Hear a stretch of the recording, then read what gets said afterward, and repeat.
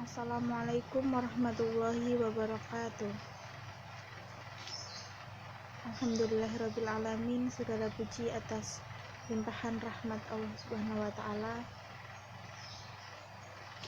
Hari ini kami dari kelompok 10 mata kuliah manajemen sumber daya manusia akan menyampaikan materi dengan judul keselamatan dan kesehatan kerja. Yang pertama ialah tujuan keselamatan kerja. Tujuan utama dalam penerapan keselamatan kerja atau K3 itu ada dalam Undang-Undang Nomor 1 Tahun 1970, yaitu yang pertama, melindungi dan menjamin keselamatan setiap tenaga kerja dan orang lain di tempat kerja. Yang kedua, menjamin setiap sumber produksi yang dapat digunakan secara aman dan efisien. Yang ketiga, meningkatkan kesejahteraan dan produktivitas nasional. Menurut Mangkunegara, bahwasannya tujuan dari keselamatan kerja dan kesehatan kerja adalah yang pertama, agar setiap pegawai mendapat jaminan keselamatan dan kesehatan kerja baik secara fisik, sosial, dan psikologis. Yang kedua, agar setiap perlengkapan dan peralatan kerja digunakan sebaik-baiknya, seselektif mungkin. Yang ketiga, agar semua hasil produksi dipelihara keamanannya. Yang keempat, agar adanya jaminan atas pemeliharaan dan peningkatan kesehatan gizi pegawai. Yang kelima, agar meningkatnya kegairahan, keserasian kerja, dan partisipasi kerja. Yang keenam, agar terhindar dari gangguan kesehatan yang disebabkan oleh lingkungan kerja dan juga atas kondisi kerja. Yang ketujuh, agar setiap pegawai merasa aman dan terlindungi dalam bekerja. Yang selanjutnya adalah penyebab kecelakaan kerja. Terdapat banyak penyebab dalam bekerja. Berdasarkan penyebab dari penyakit yang ada di tempat kerja itu golongan fisik dan juga ada golongan fisik, golongan kimiawi, golongan biologi, dan golongan psikososial.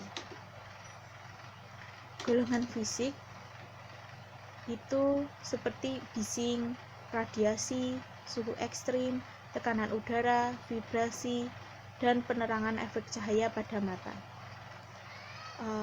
Untuk golongan kimiawi itu semua hal yang berhubungan dengan bahan-bahan kimiawi dalam bentuk debu, uap, gas, larutan, maupun kabut. Yang ketiga, golongan biologi itu berupa bakteri, virus, jamur, dan lain-lain. Dan untuk golongan psikososial itu berhubungan dengan psikis, stres, monotoni kerja, dan tuntutan pekerjaan. Selain itu, ada juga golongan fisiologik, yaitu berupa desain tempat kerja atau beban kerja. Selanjutnya, materi yang selanjutnya ini akan disampaikan oleh rekan saya. Upaya meningkatkan keselamatan kerja. Ada 7 upaya untuk meningkatkan keselamatan kerja, yaitu yang pertama, pengarahan sebelum bekerja. Pemberian pengarahan sebelum bekerja guna untuk memberikan proses ketiga maupun laporan mengenai target atau beban yang harus diselesaikan. Yang kedua yaitu meningkatkan produktivitas pekerja. Pengetahuan, keterampilan, dan kemampuan sesuai pekerjaannya dilakukan training yang terkait dengan aktivitas kerja. Yang ketiga yaitu pemberian sanksi. Sanksi ini diberikan kepada karyawan yang melakukan pelanggaran maupun kelalaian dalam bekerja. Yang keempat yaitu pemakaian alat pelindung diri, yaitu dengan mengantisipasi dan meminimumkan kecelakaan kerja. Perusahaan mewajibkan karyawannya untuk memakai alat pelindung diri. Yang kelima yaitu menerapkan pelayanan antarjemput karyawan. Hal ini bertujuan untuk meningkatkan keselamatan karyawan sehingga karyawan tidak perlu khawatir akan perjalanan berangkat dan pulang. Yang keenam yaitu menekankan pada lingkungan kerja. Lingkungan kerja yang baik dapat menciptakan efektivitas kerja karyawan. Yang ketujuh yaitu personil yang tidak kompeten. Para pekerja diberikan arahan berupa training tentang bekerja dengan selamat dan penggunaan surat izin untuk pekerjaan yang akan dilakukan. Selanjutnya, saya akan menjelaskan tentang skema pelayanan dan keselamatan kerja. Yang pertama, skema pelayanan preventif dan promotif. Pelayanan preventif yaitu suatu upaya yang ditujukan untuk mencegah terjadinya penyakit ataupun gangguan kesehatan. Sedangkan pelayanan promotif yaitu suatu upaya yang dilakukan guna meningkatkan kesehatan. Suatu hal penentu dan penunjang kinerja karyawan adalah keselamatan dan kesehatan karyawan. Jika keselamatan dan kesehatan karyawan diperhatikan dengan baik, maka secara otomatis kinerja karyawan akan baik dan dapat meningkatkan kemajuan dan perkembangan sebuah organisasi atau institusi. Upaya pelayanan preventif dan promotif yang sehubungan dengan pelayanan dan keselamatan kerja yang pertama yaitu pemeriksaan kesehatan sebelum kerja. Jadi suatu perusahaan ataupun institusi sebelum mengangkat karyawan diharuskan untuk mengikuti tes kesehatan. Yang kedua yakni pemeriksaan kesehatan rutin secara berkala bagi karyawan. Yakni upaya kesehatan secara berkala bagi karyawan ini sangat penting karena hal tersebut dapat meminimalisir risiko ataupun gangguan kesehatan pada karyawan. Yang ketiga yakni tersedianya kantin di tempat kerja. Tersedianya kantin disebut sangat bermanfaat karena memudahkan karyawan untuk memperoleh makanan pada jam makan.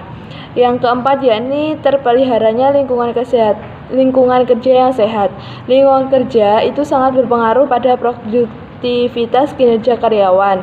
Jadi apabila lingkungan kerjanya tidak baik dan tidak kondusif, maka akan memunculkan beban para karyawan dan juga produktivitas kinerja karyawan akan menurun. Yang selanjutnya, skema pelayanan kuratif dan rehabilitatif. Pelayanan kuratif, yakni penyembuhan, itu dilakukan untuk mengurangi, menghilangkan, dan juga mengobati rasa sakit. Pelayanan rehabilitasi atau pemulihan dilakukan untuk memulihkan dan mengembalikan bekas luka agar dapat kembali normal, sembuh seperti sedia kala. Baik, cukup sekian penjabaran materi dari kelompok kami. Apabila ada kurang lebihnya, kami mohon maaf yang sebesar-besarnya. Akhirul kalam, wassalamualaikum warahmatullahi wabarakatuh.